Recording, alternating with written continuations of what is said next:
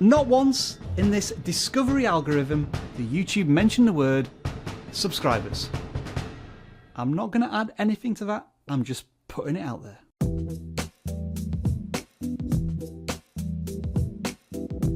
Now then, hey folks, I'm Rob, welcome back to vidIQ, educating you on your YouTube journey. And today's lesson is all about YouTube impressions and how to get more of them. Basically, whenever a viewer sees one of your thumbnails on a YouTube page, that is classed as an impression.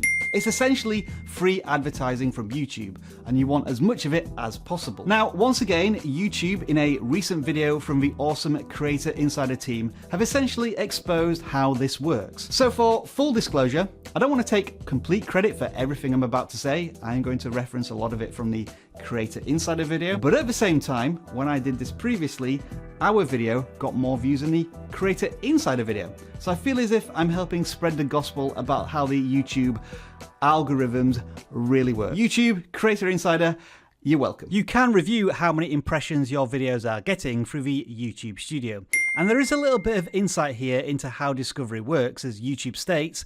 You can increase the chance of YouTube suggesting your content by increasing your click-through rate and your video watch time. But this isn't a perfect formula, because looking at these graphs, impressions are down, but click-through rate, the percentage of time that someone clicks on an impression, is up. So obviously there's more at play than just click-through rate and watch time, and YouTube lists these other factors in 3 categories: viewer personalization, video performance, and content seasonality. Let's take a look at personalization first. This is all about the individual viewer and what they have watched in the past. Once YouTube knows this, it can surface what it thinks the viewer is most likely to enjoy. This is where you need to start thinking about YouTube less as an algorithm and more as an individual recommendation system. If it was only about click-through rate and watch time, then everybody would be recommended exactly the same videos based on that data alone. As entertaining and watchable as MrBeast is, he's only going to appeal to a small fraction of the global YouTube audience. But YouTube is very good at finding that audience, and MrBeast is very good at creating content for that audience, or indeed the individual viewer. But at the same time, YouTube will try and figure out who else you may like to watch if you are a fan of MrBeast. Here is one of MrBeast's crazy idea videos in which he fills his brother's house with slime. Now, on the suggested video column, YouTube thinks we may enjoy something from Mark Rober, who, while not exactly the same type of creator, does have some crossover in the zany challenge style videos. Once we go down the Mark Rober rabbit hole a little bit and end up on a video about scam artists, YouTube is now recommending me videos from a channel I've never heard of who exposes scam artists. Jump into that video, and now YouTube reckons I want more scam artist stories. Plus videos from Marcus Brownlee. I always watch his videos. He made a video recently about reviewing a purple iPhone. Yeah, I even watched that as well. What YouTube is trying to work out here is what content is watched together, be it through a relationship between the video creators or the video topic. You've enjoyed video A, but we know that video A and B work well together. And if you watch video B, then you may want to try out video C. And so the YouTube rabbit hole commences. And when YouTube learns more about a viewer and the channels and the topics that they watch, then it can balance out what to recommend to them. And just as an important sidebar to all of this recommendation stuff that YouTube's talking about, not once do they ever mention subscribers. I'm not going to say anything else, I'm just putting it out there. And to throw another curveball into the mix, viewers' interests change over time.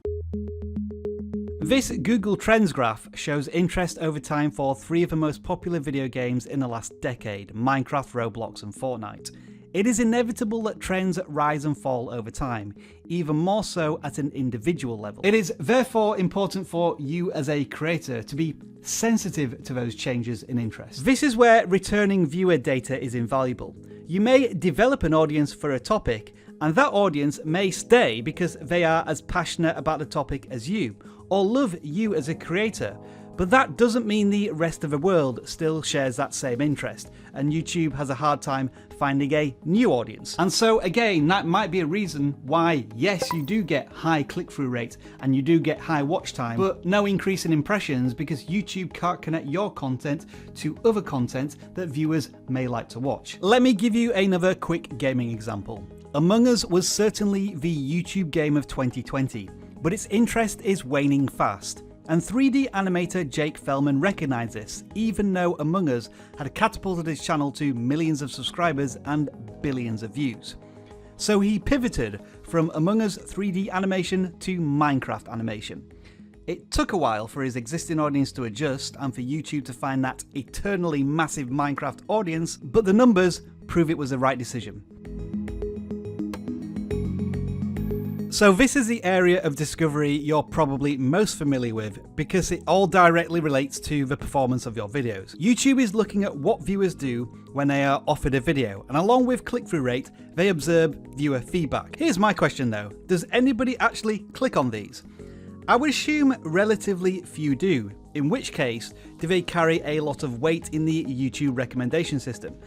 I'm just thinking aloud here, by the way, no data to prove it. It's no surprise, of course, that average view duration and audience retention are factored in, but the question still remains, which is more important? I think the best answer we will ever get from YouTube is both. And then we come to viewer satisfaction. And this is the second time I've seen YouTube in recent memory placing likes and dislikes prominently in their education on discovery. So yeah, if you do want to help us out, make sure you click that thumbs up button.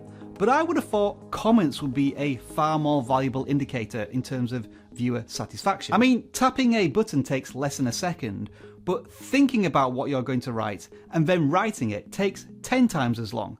Maybe YouTube just can't accurately gauge the satisfaction from a viewer comment. Having said all that, the focus of YouTube's first video on discovery was viewer satisfaction, which we cover in detail here. Now, while YouTube mostly recommends what you should watch on the platform, it doesn't, yet anyway, control what you actually decide to watch. And as a global audience at large, that being 2 billion monthly users, what you end up watching influences what YouTube shows you.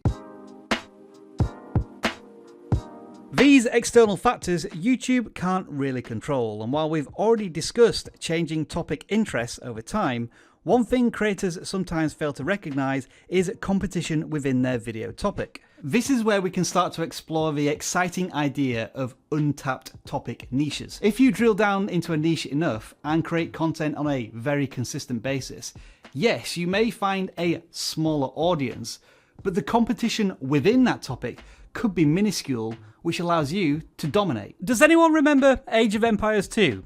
Well, think Clash of Clans over 20 years ago and 20 times better. Apparently people still play it and are still passionate about it, and there ain't that many channels covering it. So this channel, albeit small, is creating loads of content around the game on a very consistent basis. Does this limit the potential audience size? Well, it just so happens there's a modern remake of the game coming soon, Age of Empires 4, and the creator is intelligently slotting content around that game into his video content. On the other side of this equation, there may be occasions where you publish a video that's related to a recent news story and the video is performing excellently. You've got high click-through rate, great watch time, audience retention, but even that doesn't stop the video from tanking. And that could be due to competition. Let's say the new release of an iPhone, for example. You may have some exclusive information that's relevant to an audience for a couple of hours before everybody else jumps on board, and then you're just swamped by all of these competitors who can create better quality content, or the viewer gets more satisfaction out of them. Unfortunately, when you are in a very competitive space, that is just the nature of the beast, which is why we always suggest you find your own little corner on YouTube and branch out your topic and your audience from there. And then there are just common sense seasonality changes. Don't start making Christmas buying guides in April. Nobody cares. Save them till November. Think about when seasonal events reach their peak and aim to launch your content just a fraction before then. Also, think about your audience. If it is a younger audience, then during the summer, it might not be a good idea to publish content in the week because they're out doing activities and they may watch more videos on a Saturday and a Sunday. But of course, with viewing habits, you'll need to experiment to understand when your audience is ready to watch your YouTube videos. So in returning to the through line of this video, how to get more impressions and be discovered on YouTube, it is not strictly to do with click-through rate and watch time.